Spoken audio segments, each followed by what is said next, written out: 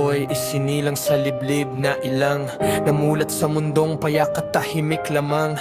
Walang karahasan, walang karangyaan, pero pangarap ko'y apoy na kailan may di mamamatay. Ako'y lumaki sa lupang tahimik, walang ilaw sa gabi, bituin ang saksing kapalit.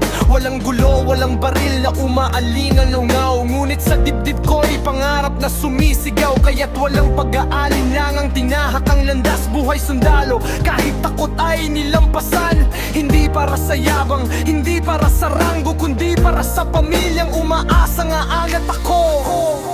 Doon ko nakilala sina Corporal Zonio at PFC Umayam, tatlong sundalong pinanday ng hirap at panahon. Kapag gutom ang sikmura, ilog ang sandalan. Tilapia, hito, tarok, iyon ang aming ulam sa lugar ng tugal. Sa lagot, kung baliktaran, araw-araw na laban. Gutom ay kalaban, sa bundok at bukirin kami nagsapalaran. Sa simpleng buhay, tibay ang sandigan. Walang kuryente, walang signal, mundo naming di nila alam. Ngunit sa gitna ng katahimikan, natutunan naming tumawa sa kawalan. Ang pagsundalo ay hindi lang tapang, ito'y laban ng pag-asa sa likod ng kawalan.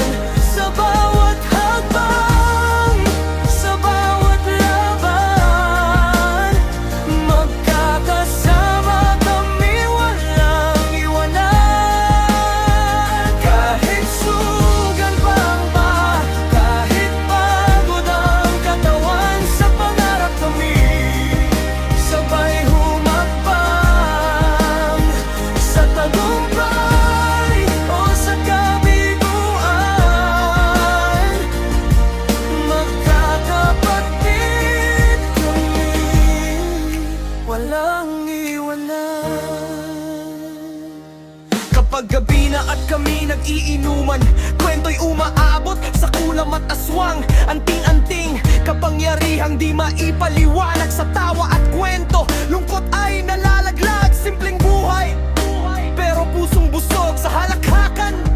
Pagod ay nauupo sa bawat araw na kami magkasama. Natuto kaming maging patatag sa digma ng buhay. Sa bukid, sa baryo, sa bundok at daan, doon ko nakita ang tunay na kahulugan ng pagkakaibigan na walang hangganan, hindi sinusukat sa panahon o ranggo ng pangalan.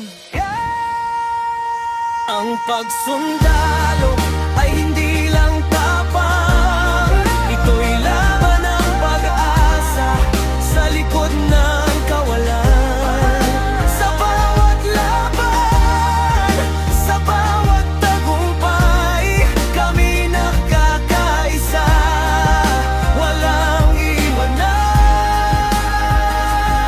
Kahit sa tandalhin ng panahon, kahit saan kami itapon ng alon, sa alaala ng tugal, sa bundok at lalang pangako namin, walang iwanan.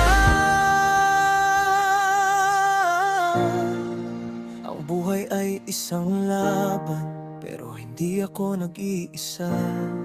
May mga kapatid akong handang lumaban, hanggang pangarap ay tuluyang makamtan. Kami magpapatuloy kahit sugatan, kahit talunan. Hanggang huli, sundalo ng pangarap, walang iwanan.